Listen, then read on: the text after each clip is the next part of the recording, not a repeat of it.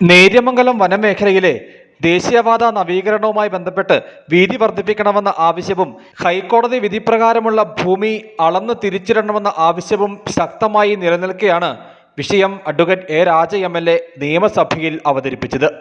പൊതു താൽപര്യം മുൻനിർത്തി റോഡിന്റെ വീതി വർദ്ധിപ്പിക്കാനുള്ള ഇടപെടൽ ഉണ്ടാകണമെന്ന് വിഷയം സബ്മിഷനായി അവതരിപ്പിച്ച MLA നിയമസഭയിൽ ആവശ്യപ്പെട്ടു.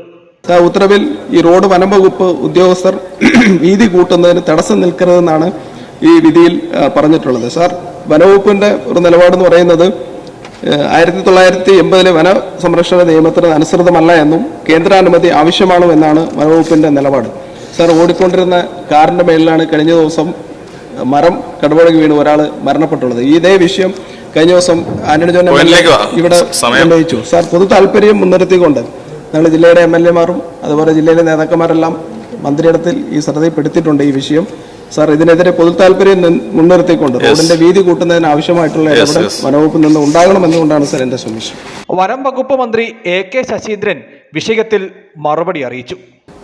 ഇത് സംബന്ധിച്ച് ബഹുമാനപ്പെട്ട ജലവിഭവ മന്ത്രിയുടെ സാന്നിധ്യത്തിൽ ശ്രീ ആന്റണി ജോണും ശ്രീ A രാജയും ഉൾപ്പെടെയുള്ളവർ ഒരു കൂടിയാലോചനാ യോഗം നടത്തിയിരുന്നു.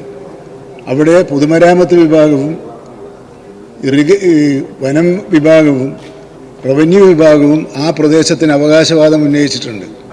ആ അവകാശവാദം സംബന്ധിച്ച് ഒരു ഉന്നതതല യോഗം വിളിച്ചുകൂട്ടി ഒരു ധാരണയിലെത്തുകയും ദേശീയപാത അതോറിറ്റി ഓഫ് ഇന്ത്യ അപേക്ഷ നൽകുകയും ചെയ്താൽ കേരളം അനുകൂലമായ നിലപാട് സ്വീകരിക്കുമെന്ന് ഈ സഭയെ അറിയിക്കാൻ ഞാൻ ആഗ്രഹിക്കുന്നു. ദിവസങ്ങൾക്ക് മുമ്പ് വിഷയത്തിൽ പ്രശ്നപരിഹാരം ആവശ്യപ്പെട്ട് ഹൈറേഞ്ച് ഹൈവേ സംരക്ഷണ സമിതിയുടെ പ്രതിനിധികൾ തിരുവനന്തപുരത്ത് മുഖ്യമന്ത്രി അടക്കമുള്ളവരെ കണ്ട് വിഷയത്തിലുള്ള ആശങ്ക അറിയിച്ചിരുന്നു.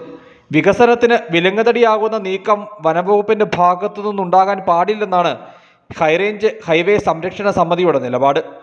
News bureau, Adimali.